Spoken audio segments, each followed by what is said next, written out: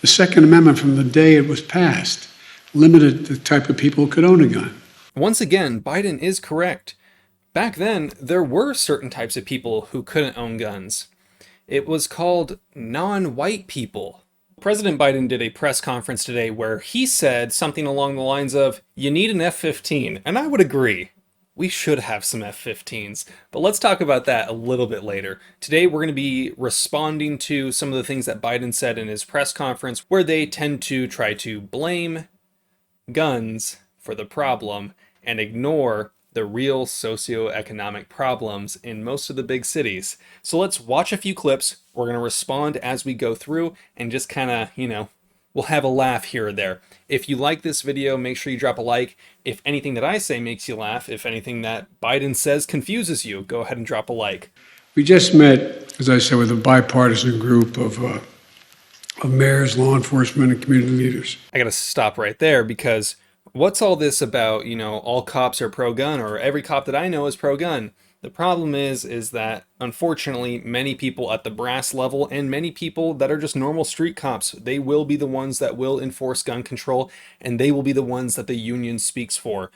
I actively encourage all law enforcement members to speak with their unions to no longer support gun control, even when it gives you a police exemption that you can milk for money to sell guns that other people can't get. We discussed a comprehensive strategy that I'm releasing today to combat the epidemic of gun violence and other violent crime that we've been seeing in our country for far too long, that has spiked since the start of the pandemic over a year ago.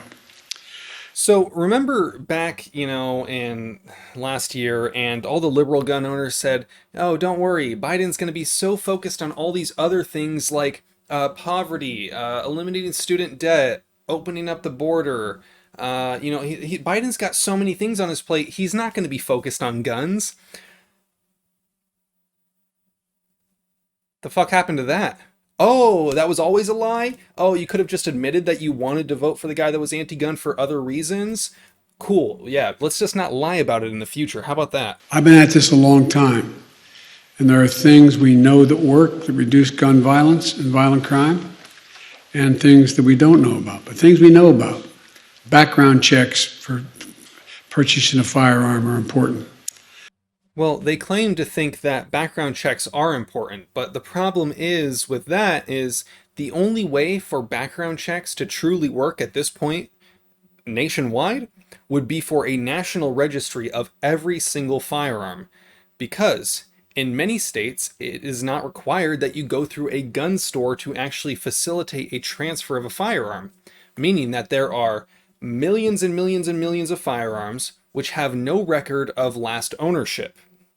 How do you track those? I don't know. Do background checks work? I don't know. Ask Hunter Biden. Ban on assault weapons and high-capacity magazines. No one needs to have a weapon that can fire over 30, 40, 50, even up to 100 rounds, unless you think the deer are wearing Kevlar vests or something. I love how they talk about firearms as if the right to own a firearm is inherently tied to the right to hunt. The right to provide for yourself and live autonomously is inherent. The right to be able to have the tools and the arms needed to defend yourself is inherent. And Biden is correct. Most deer don't wear Kevlar. But there's a few parts that we just want to talk about real quick. 1, almost every single rifle round will go through soft body armor. 2, the only thing that we are hunting that wears body armor is the most dangerous game. People that would wish to enforce their will against you and kill you because you want to be left alone. Those are the people that the Second Amendment is meant to go actively against. First, we discussed cracking down, as you heard from the Attorney General, on rogue gun dealers. We know that if there is a strict enforcement of background checks, then fewer guns get into the hands of criminals. Background checks have thus far kept more than 3 million guns out of the hands of felons, convicted felons, fugitive, domestic abusers, and others prohibited from being able to purchase a gun. That last sentence, I think that's the most crucial part that you should be paying attention to, because a specific example that I have to bring to you is something that I broke the story on regarding Kamala Harris. During her time as the California Attorney General, she actually put in place Ways to deny someone the ownership of a firearm that was not within the law to deny someone for. Things like a cop said so, or we think he's crazy. There are ways in the California Department of Justice background check system to deny someone that is not protected by the law. We can talk about shall not be infringed all we want, and I do agree, shall not be infringed. But there are certain things that the state has given them the authority to illegally do, and there are things that they haven't given them the authority to do so.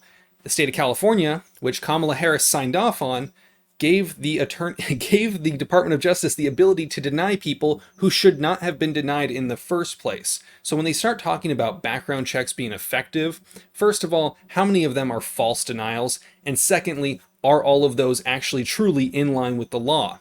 I don't know, you tell me. If you want to know more about that video, I will have a link down below. It just talks about Kamala Harris being a lying sack of shit, if that's something you're interested in. And what type of weapon you could own. You couldn't buy a cannon. Those who say the blood of patriots, and all the stuff about how we're going to have to move against the government. Well, the tree of liberty is not water with the blood of patriots. What's happened is. So I want to show you two photos. This is from MOA. We are MOA. He has a book that's on Amazon, which I will try to link down below if I remember, but I'll also just link his Twitter. He shows some great infographics showing catalogs from the 1800s where people could, in fact, buy grenades and cannons. In fact, you can outfit an entire army through this catalog. Could you imagine that nowadays? Amazon Prime? Yeah, I'd like to get a fucking full auto M240 delivered to my house. Yeah, can I get overnight shipping? I'll pay the extra $10 as opposed to the 2-day Prime shipping. Sounds good. We'll see you then. Oh, while you're at it, let's just go ahead and throw in 400,000 rounds of ammunition. That's the equivalent of what went on back then. Obviously, it didn't have Amazon Prime shipping, but it did exist back then. While it is almost impossible for Biden to have a coherent conversation and string together a few sentences, especially when it requires specific orders of words, he was correct. The tree of liberty is not watered by the blood of patriots. It's watered by something else, certain other type of person's blood. But we don't know nothing about that, do we? Never been. If you want to think you need to have weapons to take on the government, you need F-15s and maybe some nuclear weapons. I agree. I would like a taxpayer-paid F-15 delivered to my door.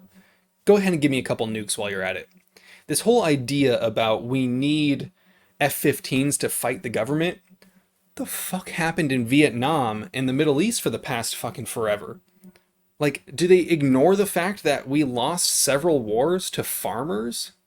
I mean, you can't ignore that, right? Biden was around back when the fucking Constitution was written, basically. He should remember Vietnam. He should remember the Middle East. I mean, he was involved when all that started. He knows that we have not been able to get out of a war for 20-something years, 40 really, if we start talking about how it all destabilized, I guess. But you don't need those to fight a government, especially when they start talking about, oh, we could just, the government has nukes, it has, it has F-15s. How would you ever fight that? The only thing that keeps the government, and not just a invading force, is them not blowing up their own infrastructure that they need in order to continue being the government. The government can't just nuke downtown San Jose because there were a few militia members there. Like, what? People that say that haven't actually thought it through. You truly believe that someone is going to drop a nuke where their family lives? What? The Second Amendment, from the day it was passed, limited the type of people who could own a gun. Once again, Biden is correct. Back then, there were certain types of people who couldn't own guns. It was called non-white people. So if that's what he's talking about, which we know Biden is a classical racist, maybe he is correct. Maybe he's forgetting what it was like back before slavery. He forgot that slavery was abolished. He's that fucking old. Now the gun lobby wants you to believe that cities that are had the toughest gun laws still have the highest rates of gun violence. They argue, why do you need those gun laws if they don't work in cities that have tough laws? Don't believe it. Here's the truth. Mayors have the power to help shape and enforce the laws in their cities, but but they can't control the laws in neighboring cities and states, even though the gun legally bought there is often ends up in their streets. Mayor Scott says that 80% of the guns in Baltimore were acquired outside the city. Biden said that he wants you to ignore the fact that all these violent areas have gun control, have strict gun control. Don't Google it.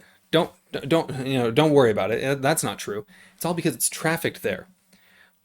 News flash, might come as a surprise. If they're saying that these guns were bought legally in other states, and then they're trafficked through straw purchases and crime, they are breaking the laws. People are passing background checks and then having their guns stolen, or just straight up giving them to people that shouldn't have them.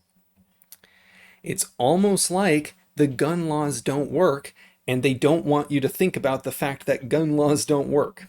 Pretty straightforward. Let me know what y'all think down below. What was your favorite part of this? What was the craziest thing that you heard him say today? If you have any thoughts, questions, drop those comments down below. I'm on Instagram, Twitter, YouTube, Odyssey, and that's really all I'm on as of today. But if I started branching out to other platforms, feel free to follow me there. I appreciate everyone's support. If you want to join the Discord, you can do that by joining the Subscribe Star. There is a $2 tier. You can join it for 1 month, leave the Subscribe Star after that. You still get to stay in the Discord. I don't send out too many free invites, but if I do, awesome, love to have you. We have a great section there where we talk about all kinds of stuff. It's a great way to communicate with people on a daily basis. So if you're interested in that kind of thing, feel free to join up. You guys know the drill though. Have fun, be safe, stay dangerous. Peace.